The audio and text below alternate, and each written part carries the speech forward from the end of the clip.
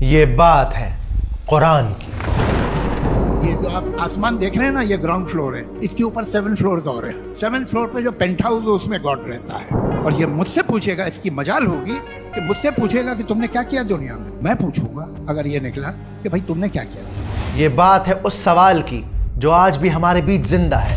میں مانتا ہوں کہ کہیں کوئی بھگوان نہیں ہے، کسی نے اس برہمانڈ کو نہیں رچا اور کوئی ہمارا بھاگیہ طے نہیں کرتا. یہ بات اگر میں اپنے نام سے بول دوں تو 50 لاٹھی والے دل لے کے پہنچ جائیں گے، لیکن اسٹیفن ہاکنگ کے سامنے کسی کی حیثیت نہیں ہے کہ کوئی انگلی اٹھا سکے. یہ بات ہے ان الفاظ کی جن کو سن کر زمین، آسمان اور پہاڑ کا دل پھٹ پڑنے کو کرتا ہے. یہ جاننا ضروری ہے کہ عیسیٰ مسیح کون ہے. اصل میں وہ خدا تھے جو انسانی روپ میں دنیا میں آئے. God manifested in the flesh. یہ بات ہے 1/3 قرآن کی، سورہ اخلاص کی. قل هو اللہ احد اللہ الصمد. قرآن کی ساری سورتوں میں سب سے زیادہ پاپولر، سب سے زیادہ یاد کی جانے والی سورت ہے سورہ اخلاص. اللہ الصمد لم یلد ولم یولد ولم یکن لہ کفوا احد. لیکن افسوس ہم میں سے زیادہ تر لوگوں کے لیے قل هو اللہ احد نماز کو جلدی ختم کرنے کا شارٹ کٹ ہے. ارے آ رہے ہیں بھائی. چلیے امی دیر ہو رہی ہے. بس 2 منٹ لگیں گے بیٹا. قل هو اللہ احد پڑھوں گی نماز میں. ٹرین میں پڑھ لیجئے گا. لیکن جب ہم صحاباؤں کی زندگی میں جھانک کر دیکھتے ہیں تو پتہ چلتا ہے کہ انہیں سورہ اخلاص سے اتنی زیادہ، اتنی بے پناہ محبت تھی کہ جب بلال رضی اللہ تعالی عنہ کو سڑک پہ گھسیٹا جا رہا تھا، ان کے سینے پر پتھر رکھا جا رہا تھا، وہ تب بھی کہہ رہے تھے احد احد احد احد. بتا، کیا تو اب بھی نبی پر یقین رکھتا ہے؟ بول مردود. احد احد احد احد. بلاؤ اپنے اس اللہ کو. جیسا کہ ہم جانتے ہیں کہ قرآن کی سورتوں کے نام ان کے اندر استعمال ہونے والے لفظوں کے نام پر رکھے گئے ہیں، جیسے سورہ فیل، سورہ کافرون، سورہ ماعون. لیکن اس پوری سورت کے اندر آپ کو کہیں بھی اخلاص لفظ نہیں نظر آئے گا. اس کے باوجود بھی اس کا نام سورہ اخلاص رکھا گیا ہے اس کی خوبی کے اوپر، کیونکہ جب انسان اس سورت کو سمجھ لیتا ہے تو اس کے بعد وہ ہر طرح کے شرک سے پاک ہو جاتا ہے. بابا، یہ بات سمجھ نہیں آئی کہ اس سورہ کا نام سب سے الگ کیوں ہے؟ کیونکہ یہ شرک کو جلا کر راکھ کر دیتی ہے، اس لیے اس کا نام وہ نہیں ہے جو اس کے اندر لکھا ہے، بلکہ وہ ہے جو یہ اس کے پڑھنے والے کو بنا دیتی ہے، بالکل پاک. اب سمجھ آیا. اسکالرز کے اکارڈنگ سورہ اخلاص ہمیں 8 طرح کے کفر سے بچاتی ہے. قاضی ابو بکر کہتے ہیں کہ اخلاص وہ نایاب موتی ہے کہ اگر آپ نے اپنی پوری زندگی میں صرف ایک لمحے کے لیے بھی اس اللہ کی عبادت اخلاص کے ساتھ کر لی تو وہ عبادت آپ کے لیے آخرت تک کافی ہوگی. Ikhlas is so precious that even if you're sincere for a moment in your life, it'll be enough for you. کیا ہے سورہ اخلاص کے نازل ہونے کے پیچھے کا واقعہ؟ یہ سورت ہمیں ایسا کون سا لٹمس ٹیسٹ سکھاتی ہے جس سے ہم بڑی آسانی سے پتہ کر سکتے ہیں کہ کہیں جانے انجانے ہم شرک تو نہیں کر رہے. بیچاروں کے علم کی کمی ہے. میں آپ کو بتاؤں، امام اہل سنت فاضل بریلوی نے حلول کا عقیدہ تو چھوڑو، قبروں کے سامنے جھکنے کو منع فرمایا. سجدہ تو دور کی بات ہے، چومنے سے بھی منع کیا. اور سب سے زیادہ امپورٹنٹ، 1400 سال پرانی اس سورت کا کیا کام ہے آج ہماری زندگی میں؟ ان سب سوالوں کے جواب جانیں گے اس ویڈیو. قل هو اللہ احد اللہ الصمد لم یلد ولم یولد ولم یکن لہ کفوا احد. اسکالرز کہتے ہیں کہ سورہ اخلاص مکہ کے اس دور میں نازل ہوئی جب مکہ اور تمام دنیا شرک میں بری طرح مبتلا تھے. کرسچنز نے عیسیٰ علیہ السلام کو اللہ کا بیٹا بنا لیا تھا. مکہ میں بت پرستی عام ہو گئی تھی. دنیا کے کسی ریلیجن میں کوئی ایسا خدا نہ تھا جس کی شکل نہ ہو، جس کی بیوی نہ ہو، جس کے بچے نہ ہو، جس کی ماں نہ ہو، جس کی ساس نہ ہو. میرے پیچھے دیکھ رہے ہو، یہ ہیں عزا کی بیٹی منات. اس کی پیروی کرو، اگر یہ خوش ہو گئی تو اللہ کے آگے تمہاری سفارش لگا دے گی. آؤ اس کے آگے سر جھکاؤ اور جو دل میں ہے مانگ لو. جی بہتر. دنیا کا یہ وہ دور تھا جب لوگ ابراہیم علیہ السلام کی سکھائی ٹیچنگز کو بھول چکے تھے. بس مٹھی بھر لوگ ہی تھے جو ابراہیم علیہ السلام کی دین پر تھے، جو ایک اللہ کی عبادت کرتے تھے. اور جب اللہ سبحانہ و تعالیٰ نے سورہ کافرون کو نازل کیا تو مکہ کے اندر ایک طوفان برپا ہو گیا. ابو طالب، کافروں میں ہنگامہ کھڑا ہو گیا ہے. پیغمبر پر سورہ کافرون نازل ہوئی ہے. اے پیغمبر صلی اللہ علیہ وآلہ وسلم کہہ دو کہ اے کافرو جن بتوں کو تم پوجتے ہو ان کو میں نہیں پوجتا۔ سورہ کافرون کے نازل ہونے سے مکہ کے اندر ایک کھلبلی مچ گئی۔ آس پاس کے یہودی، نجران کے کرسچن، ایون تمام دنیا کے لوگوں کے اندر یہ سوال پیدا ہوا کہ آخر اللہ ہے کون؟ خوش آمدید محمد۔ آپ کہتے ہیں کہ آپ اس کی عبادت نہیں کرتے جس کی عبادت ہم کرتے ہیں، اور نہ آپ اس کی عبادت کرنے والے ہیں جس کی عبادت ہم کرتے ہیں، اور نہ ہم اس کی عبادت کرنے والے ہیں جس کی عبادت آپ کرتے ہیں۔ ذرا یہ تو بتائیے کہ آخر آپ عبادت کرتے کس کی ہیں؟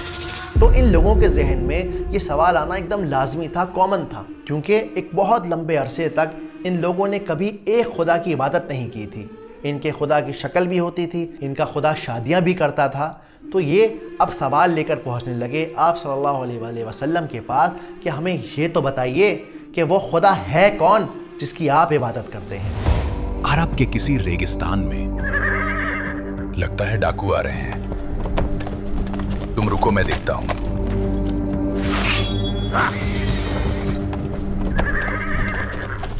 ڈرنے کی ضرورت نہیں، آج ہم لوٹنے نہیں پوچھنے نکلے ہیں کہ محمد ہمیں جس اللہ کی طرف بلاتے ہیں وہ بنا کس چیز کا ہے؟ کیا وہ سونے چاندی کا بنا ہے یا وہ لوہے کا ہے؟ خیبر عرب میں یہودیوں کی سب سے بڑی آبادی۔ خوش آمدید، کافی جلدی لوٹ آئے آپ لوگ۔ میں بے صبر ہوں یہ جاننے کے لیے کہ مکہ میں کیا معاملہ رہا۔ امید ہے آپ نے وہی سوال پوچھے ہوں گے جو میں نے آپ سے کہے تھے۔ جی بالکل، ہم نے محمد سے پوچھا کہ اللہ نے ملائکہ کو نور سے بنایا ہے، آدم کو مٹی سے، ابلیس کو آگ سے اور آسمان کو دھوئیں سے۔ تو ہمیں بتائیے آپ کا اللہ آخر کس چیز سے بنا ہے؟ شاید ہم آپ پر ایمان لے آئیں۔ اور ان کا جواب تھا کہ اس نے ہر چیز بنائی ہے، نہ کہ وہ خود کسی چیز سے بنا ہے۔ مجھے لگتا ہے وہ سچے پیغمبر ہیں۔ یہاں آپ غلط ہیں، پیغمبر آئے گا تو ہماری نسل سے ہی آئے گا۔ ہر بار جب اللہ کے نبی سے کوئی یہ سوال کرتا تو اللہ کے نبی صلی اللہ علیہ وآلہ وسلم وہی جواب دیتے جس کا حکم انہیں اللہ نے دیا تھا۔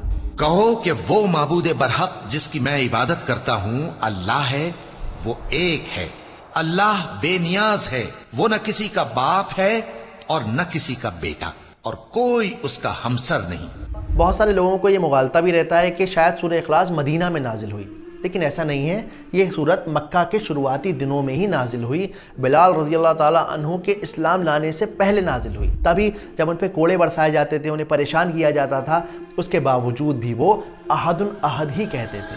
وہ کسی درجے میں بھی کمپرومائز کرنے کے لیے تیار نہیں۔ تو یہ احد اس وقت جو ان کی زبان سے نکل رہا ہے، یہ قطعی ثبوت ہے اس کا کہ یہ سورہ مبارکہ اس وقت نازل ہو چکی تھی، اور اسی کے حوالے سے قل هو اللہ احد۔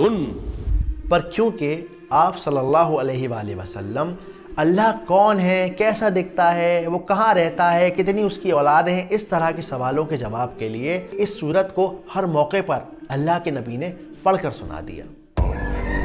مدینہ، ہجرت کے بعد کا دور۔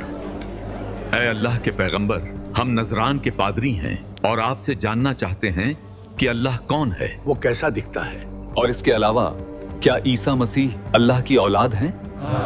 اس کی کتنی اولادیں ہیں، اور کیا اس کی کوئی بیٹی بھی ہے؟ یہ سب ہمیں بتائیے پیغمبر۔ کہہ دو اللہ بے نیاز ہے، وہ نہ کسی کا باپ ہے اور نہ کسی کا بیٹا۔ جب صحاباؤں کو اس سورت کی امپورٹنس پتہ چلی تو انہیں اس سورت سے اتنی محبت ہو گئی کہ دن رات صبح شام جب موقع لگتا وہ اسے پڑھ لیا کرتے۔ صحیح بخاری کی ایک حدیث میں آتا ہے کہ ایک سفر کے دوران ایک سردار پورے راستے قل هو اللہ احد پڑھتے رہے۔ سفر سے واپس آ کر صحاباؤں نے اللہ کے نبی کو یہ بات بتائی تو اللہ کے نبی نے کہا کہ ان سے کہہ دیجئے گا کہ اللہ loves him، اللہ انہیں محبوب رکھتا ہے۔ اس کے علاوہ میں ایک اور مشہور نریشن ملتی ہے کہ مدینہ میں ایک صحابی نماز پڑھایا کرتے تھے،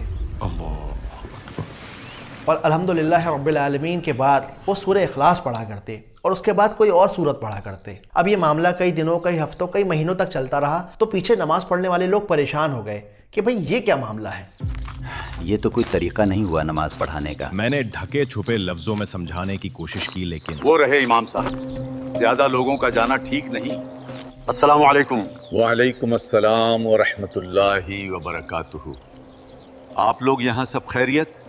ہم آپ سے یہ کہنا چاہتے تھے کہ الحمدو کے بعد آپ صرف اخلاص ہی پڑھائیے، یا پھر کوئی اور سورت۔ الحمدو کے بعد 2 سورتیں پڑھانا ہمیں کچھ ٹھیک نہیں لگتا۔ تو آپ ایسا کیجئے، مسجد کا امام کسی اور کو بنا لیجئے، میں سورہ اخلاص پڑھنا نہیں چھوڑ سکتا۔ اور جب امام صاحب اس بات پہ راضی نہ ہوئے تو پھر یہ لوگ اللہ کے نبی کے پاس گئے اور سارا واقعہ کہہ سنایا۔ اللہ کے نبی نے ان سے کہا کہ جائیے اور جا کر ذرا پتہ کیجئے کہ وہ ایسا کیوں کرتے ہیں۔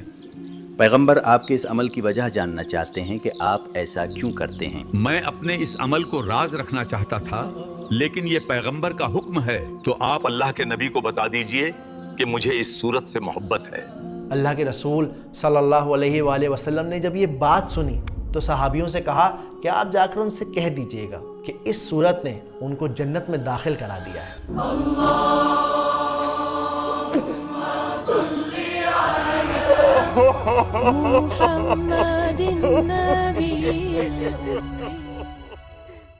تو یہ تھی سورہ اخلاص کی بیک گراؤنڈ سٹوری۔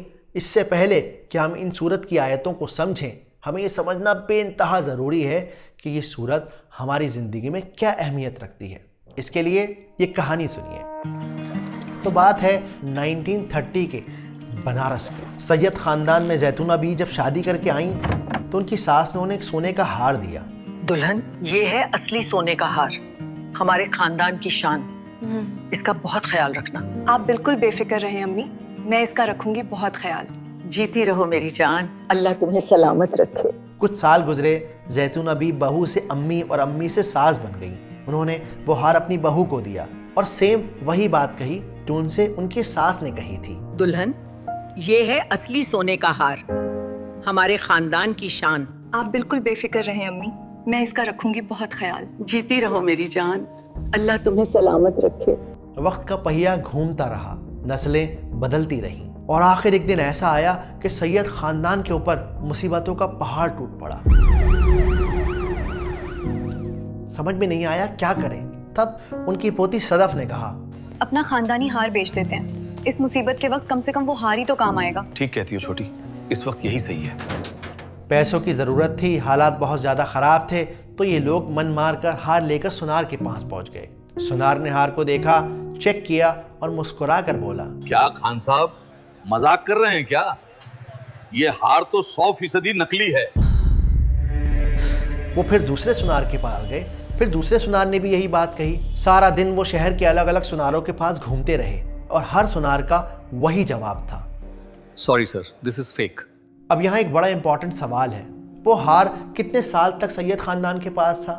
تب بھی انہیں پتہ نہیں چلا کہ ہار اصلی ہے یا نقلی۔ لیکن سنار کو کیسے پتہ چل گیا کہ وہ ہار نقلی ہے؟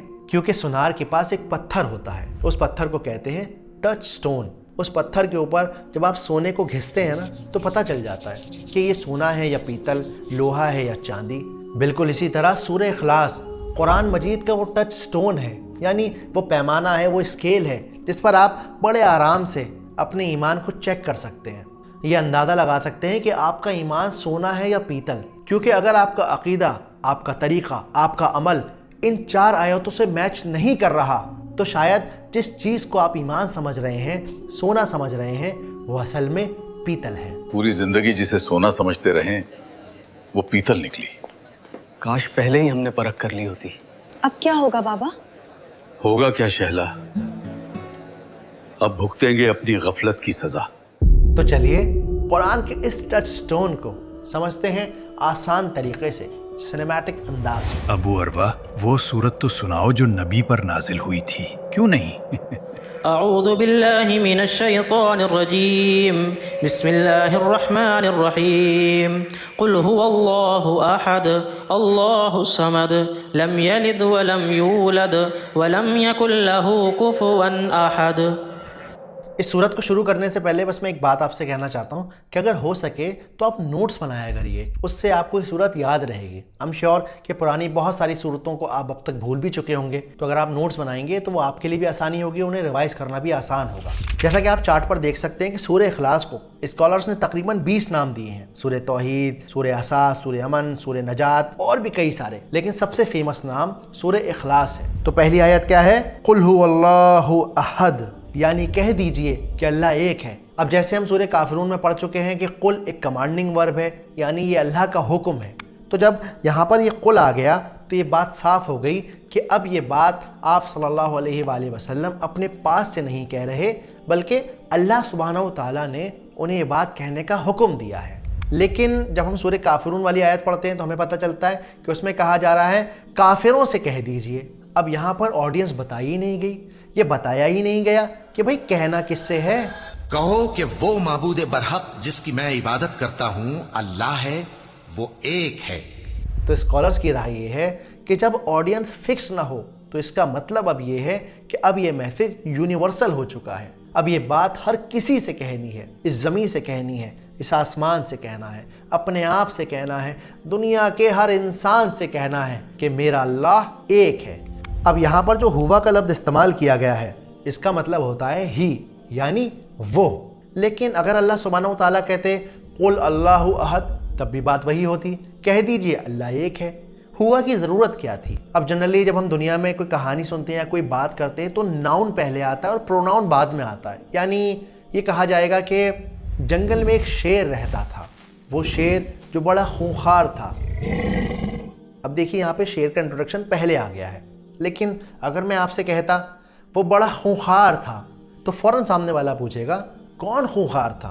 تو بالکل یہاں پر اللہ سبحانہ و تعالیٰ نے ہوا کا لفظ استعمال کرنے سے ایک چونکانے والا انداز پیش کر دیا، یعنی اللہ سبحانہ و تعالیٰ یہ کہہ رہے ہیں چونکانے والے انداز میں کہ کہہ دیجئے کہ وہ ایک ہے۔ اب وہ کون ہے؟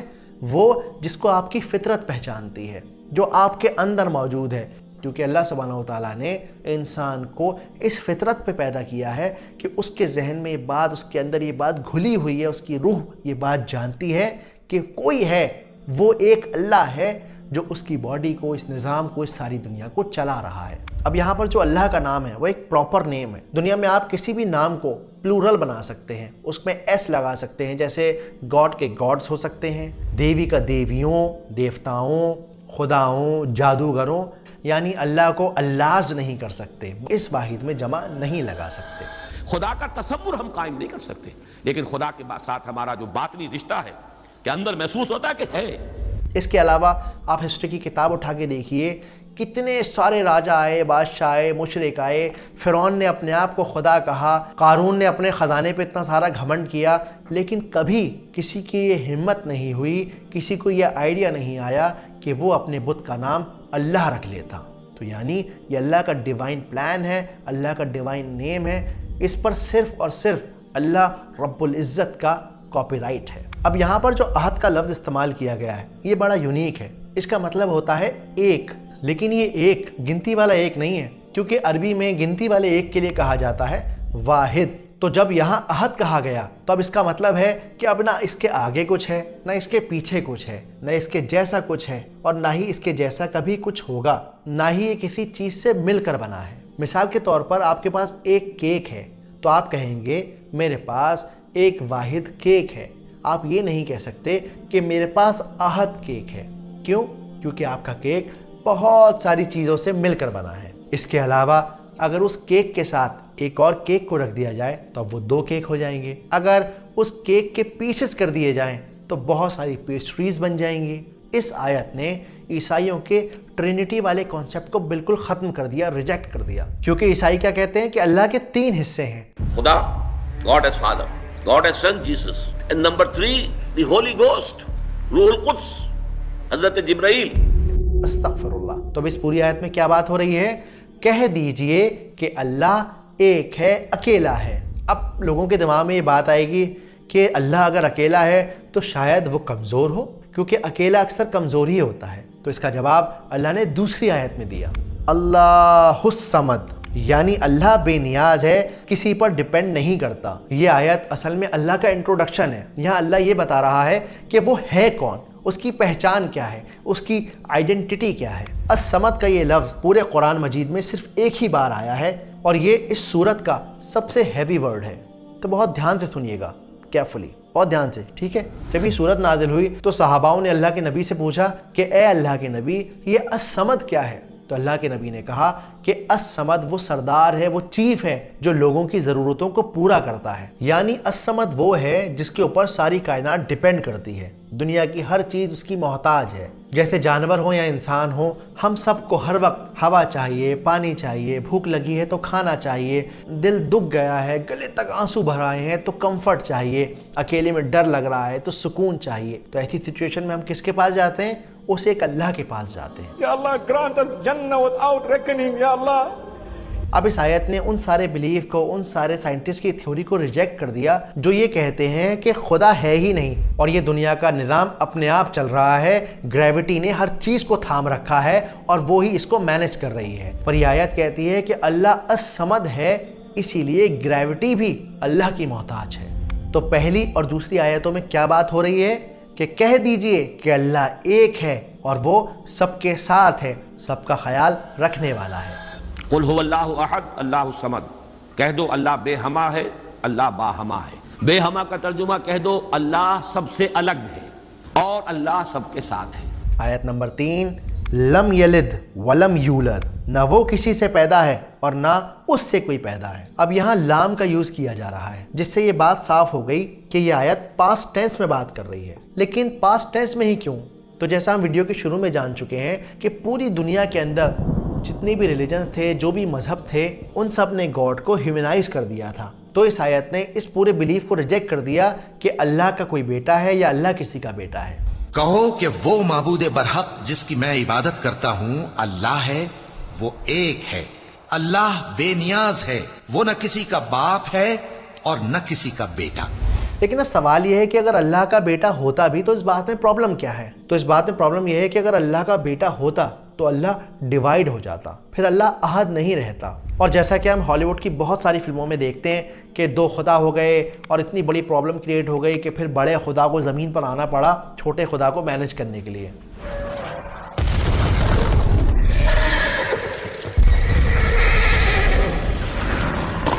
پتا جی، ہم مل کر ان کا خاتمہ کریں گے۔ خاموش، لافی، یہ سب ختم کرو۔ آپ کے بیٹے نے ہی شروعات کی ہے۔ اللہ سبحانہ وتعالیٰ کو یہ بات اتنی ناپسند ہے کہ سورہ مریم میں اللہ سبحانہ وتعالیٰ کہتے ہیں تکاد السماوات یتفطرن منہ وتنشق الارض وتخر الجبال ہدا، یعنی اور کہتے ہیں کہ رحمان بیٹا رکھتا ہے۔ ایسا کہنے والوں، یہ تو تم بری بات زبان پر لاتے ہو۔ قریب ہے کہ اس جھوٹ سے آسمان پھٹ پڑے اور زمین شق ہو جائے اور پہاڑ پارا پارا ہو کر گر پڑیں۔ آخری آیت، آیت نمبر 4، وَلَمْ يَكُنْ لَهُ كُفُوًا أَحَدٌ، اور اس کا کوئی کمپیریزن نہیں ہے۔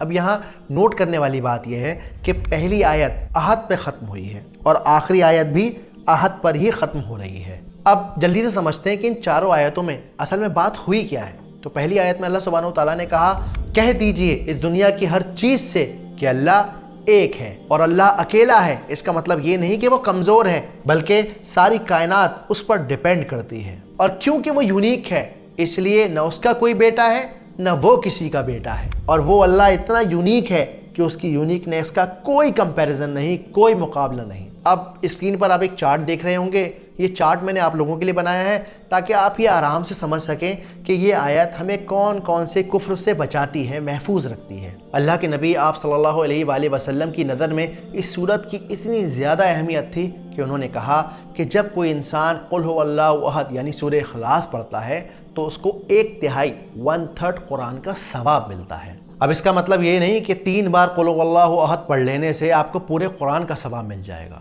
بلکہ جب آپ قرآن کو سمجھیں گے تب آپ کو پتہ چلے گا کہ اسکالرز نے قرآن کو 3 کیٹیگریز میں 3 حصوں میں ڈیوائیڈ کیا ہے۔ قرآن کا پہلا 1/3 حصہ یعنی 1/3 حصہ بات کرتا ہے حلال کی، حرام کی، نماز کی، روزے کی، زکوٰۃ کی۔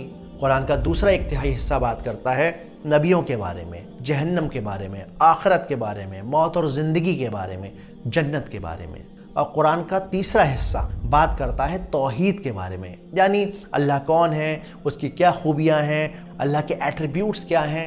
اب کیونکہ سورہ اخلاص کے اندر اللہ سبحانہ وتعالیٰ نے 4 لائنوں میں پوری توحید کو سمیٹ دیا ہے، اس وجہ سے اس سورت کو پڑھنے کا جو ثواب ہے وہ 1/3 قرآن کے برابر ہے۔ کہو کہ وہ معبود برحق جس کی میں عبادت کرتا ہوں اللہ ہے، وہ ایک ہے۔ تو یہ تھی سورہ اخلاص کی آیتوں کی انڈرسٹینڈنگ. اب سمجھتے ہیں کہ یہ سورت آج ہماری زندگی میں کیا رول رکھتی ہے، کس طرح سے ہمیں ہیلپ کرتی ہے، اور اس سورت کی طرف ہمارا کیا ایٹیٹیوڈ ہونا چاہیے. ویڈیو میں آگے بڑھنے سے پہلے میں آپ سے صرف اتنا کہنا چاہتا ہوں کہ ہم نے ایک کمیونٹی بنائی ہے جس کے اندر ہم ایسے لوگوں کو جوڑ رہے ہیں جو سیم آئیڈیالوجی کے ہوں، جس سے ہمیں ایز اے کریٹر سپورٹ مل سکے، ہم اس کام کو فل ٹائم کر سکے. کیونکہ جب آپ سوشل میڈیا پر اسلامک ویڈیوز بناتے ہیں تب آپ کو ایڈز نہیں ملا کرتے. اس کے علاوہ ہماری ویڈیو پر جو ایڈز آتے ہیں اس میں بہت ساری کیٹیگریز ہم نے بلاک کی ہوئی ہیں. اس لیے تھوڑا سا دل بڑا کر کے آپ ہمیں جوائن کیجئے، اور جوائن کرنے سے آپ کو بھی بہت سارے فائدے ہوں گے. ہم یہ ویڈیوز کیسے بناتے ہیں، کس طرح سے اے آئی کا استعمال کرتے ہیں، کیسے اسکرپٹنگ کی جاتی ہے، یہ ساری باتیں ہم آپ کے ساتھ شیئر کرتے ہیں. تو اگر آپ ہمیں سپورٹ کرنا چاہتے ہیں تو اس QR کوڈ کو اسکین کر کے آپ ہماری کمیونٹی کا حصہ بن سکتے ہیں. اس کے علاوہ ڈسکرپشن میں بھی ایک لنک موجود ہے، آپ اس کا بھی استعمال کر کے ہماری کمیونٹی کے ممبر بن سکتے ہیں. چلیے اب ویڈیو میں آگے بڑھتے ہیں. سب سے پہلے یہ سمجھیے کہ یہ سورت اللہ کا بایو ڈیٹا ہے، اللہ کی پہچان ہے. تو آج سے ہمارا یہ ایٹیٹیوڈ ہونا چاہیے کہ اب جب میں اس نماز میں سورت کو پڑھوں گا یا پڑھوں گی، اسے جلدی یا شارٹ کٹ کے نہیں پڑھوں گی، بلکہ محسوس کروں گی کہ میں اپنے اللہ کی خوبی کو بیان کر رہی ہوں یا کر رہا ہوں. اس محبت کے ساتھ، اس انڈرسٹینڈنگ کے ساتھ ہم آج سے اس سورت کو نماز میں پڑھیں گے تاکہ ہم بھی جنت میں داخل ہو سکیں جس طرح وہ صحابی داخل ہوئے تھے جو اللہ سبحانہ و تعالیٰ سے بے انتہا محبت کرتے تھے، اس سورت سے محبت کرتے تھے. اس کے علاوہ اس سورت کو چلتے پھرتے جب موقع لگے پڑھنے کا شوق پیدا کریں تاکہ اللہ سبحانہ و تعالیٰ کی طرف ہمارا ایک ایٹیٹیوڈ بنے. ہم بار بار اپنے آپ کو ریمائنڈ کرا سکیں کہ اللہ ایک ہے، اللہ کسی سے پیدا نہیں ہے، اللہ نے کسی کو پیدا نہیں کیا. اور جب ہمارے اندر یہ بات پیدا ہوگی تو ہمارے بچوں میں پیدا ہوگی، اور دھیرے دھیرے شاید 1-2 نسلوں کے بعد یہ سورت کی انڈرسٹینڈنگ بہت عام ہو جائے گی، ہر انسان کے دل میں ہو جائے گی، اور لوگ اس کو ایز اے شارٹ کٹ استعمال نہیں کریں گے. تیسری بات بہت امپورٹنٹ یہ ہے کہ اپنے ایمان کو چیک کرتے رہیں.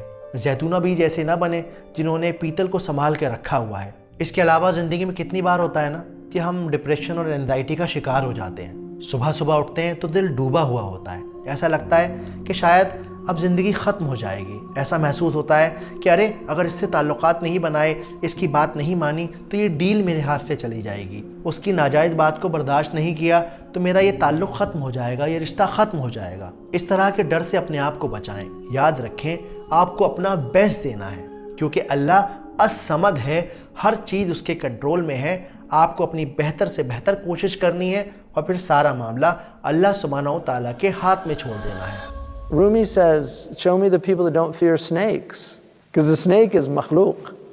Fear the khaliq, don't fear the makhluq. Doesn't mean that you go and just handle a snake. That's not the point. But the point is that your fear is misplaced. امید کرتا ہوں کہ آپ کو video پسند آئی ہوگی، بات سمجھ آئی ہوگی. میں آپ لوگوں سے ریکویسٹ کرتا ہوں کہ آپ جائیے، نیچے ڈسکرپشن میں ساری کتابوں کے لنک موجود ہیں. یہ ویڈیو صرف ایک کوشش ہے آپ کو یہ بتانے کی Quran is very easy to understand.